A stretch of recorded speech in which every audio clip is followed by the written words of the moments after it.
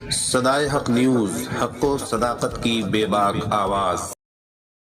السلام علیکم ورحمۃ اللہ۔ ناظرین کرام، میں ہوں آفتاب اظہر صدیقی اور آپ دیکھ رہے ہیں صدائے حق نیوز کا ہفتہ واری پروگرام تبصرہ۔ آگے بڑھنے سے پہلے آپ سے گزارش ہے کہ اس ویڈیو کو لائک اور شیئر ضرور کیجیے گا۔ آپ کے لائک اور شیئر کرنے سے ہمیں نئے ناظرین تک پہنچنے کا موقع ملتا ہے۔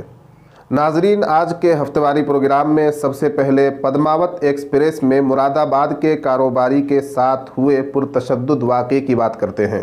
جی R P rail S P Aparna Gupta نے صحافیوں کو بتایا کہ کچھ دن قبل دہلی سے مراد آباد ہو کر پرتاپ گڑھ جا رہی پدماوت ایکسپریس ٹرین میں مار پیٹ کا واقعہ سامنے آیا تھا، جس کے بعد جی آر پی پولیس نے ٹرین میں سفر کر رہے مراد آباد کے پیرزادہ ساکن عاصم کی شکایت پر کچھ نامعلوم افراد کے خلاف مقدمہ درج کر لیا تھا۔ عاصم کا الزام تھا کہ کچھ نوجوانوں نے اسے مخصوص مذہبی نعرے لگانے کو کہا۔ جب عاصم نے ان کی بات نہیں مانی تو اس کے کپڑے اتار کر اسے پیٹا گیا، جس کی وجہ سے وہ نیم بے ہوش ہو گیا۔ اس کے بعد پولیس کی ابتدائی جانچ میں یہ بات سامنے آئی تھی کہ یہ معاملہ کسی خاتون مسافر کے ساتھ چھیڑ چھاڑ کا تھا، جس کی بنیاد پر جانچ کو آگے بڑھایا گیا تو یہ خاتون سامنے آئی۔ اس خاتون کا کہنا ہے کہ وہ اپنے بھائی کے ساتھ دہلی سے شاہجہاں پور جا رہی تھی۔ بھیڑ ہونے کی وجہ سے میں اور میرا بھائی الگ الگ بیٹھ گئے، جس کی وجہ سے عاصم نے میرے ساتھ چھیڑ چھاڑ کی۔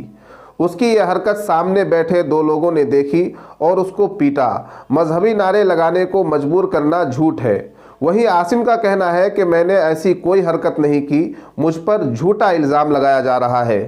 ناظرین، واضح ہو کہ 5 روز قبل سوشل میڈیا پر ایک ویڈیو وائرل ہوئی تھی، جس میں ایک شخص کو نیم برہنہ حالت میں کچھ لوگ بیلٹوں سے پیٹتے نظر آ رہے تھے۔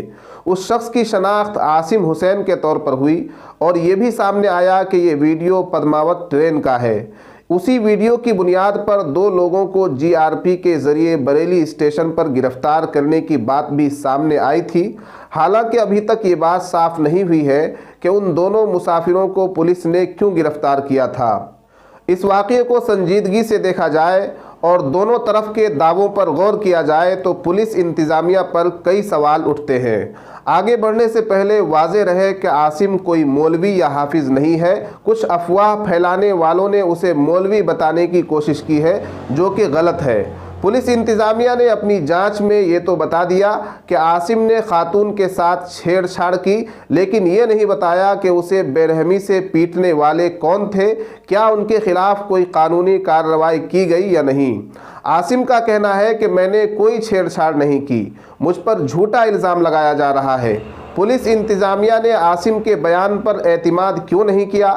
اگر عاصم مجرم ہوتا تو وہ خود پہلے پولیس میں جا کر اپنے پیٹنے والوں کے خلاف تحریر کیوں دیتا؟ اگر اسے چھیڑ چھاڑ کی وجہ سے پیٹا جاتا تو وہ پولیس کے پاس ہی نہ جاتا۔ سوال یہ بھی بنتا ہے کہ جب عاصم کو پیٹنے والوں نے اسے چھیڑ چھاڑ کی وجہ سے پیٹا تھا تو صرف پیٹنے کی ہی ویڈیو کیوں بنائی گئی؟ چھیڑ چھاڑ کی ویڈیو بھی بنائی جانی چاہیے تھی تاکہ اسے پیٹنے کی وجہ کا ثبوت باقی رہتا۔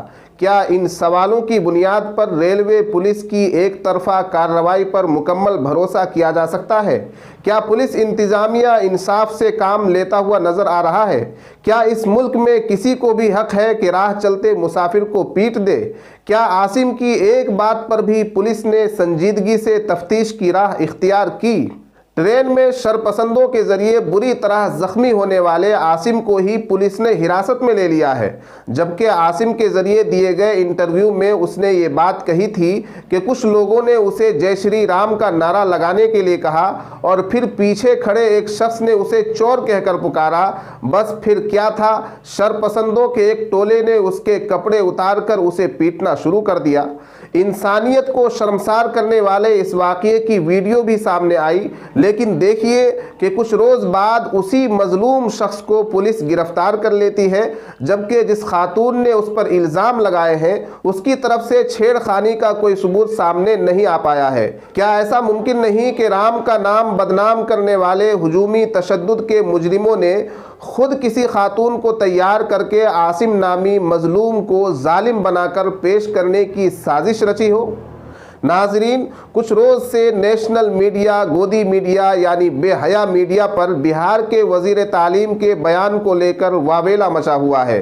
बिहार के वजीर तालीम और आरजेडी एमएलए चंद्रशेखर प्रसाद ने रामचरितमानस को लेकर एक मुतनाज़ा बयान दिया था। वजीर तालीम चंद्रशेखर प्रसाद ने 11 जनवरी को बिहार की राजधानी पटना के बापू ऑडिटोरियम में मुनाकिदा नालंदा ओपन यूनिवर्सिटी के 15वें कन्वेंशन की तकरीब में शिरकत की। इस दौरान चंद्रशेखर प्रसाद ने स्टेज से तकरीर करते हुए कहा कि रामचरितमानस एक ऐसी किताब है जो समाज में नफरत फैलाती है।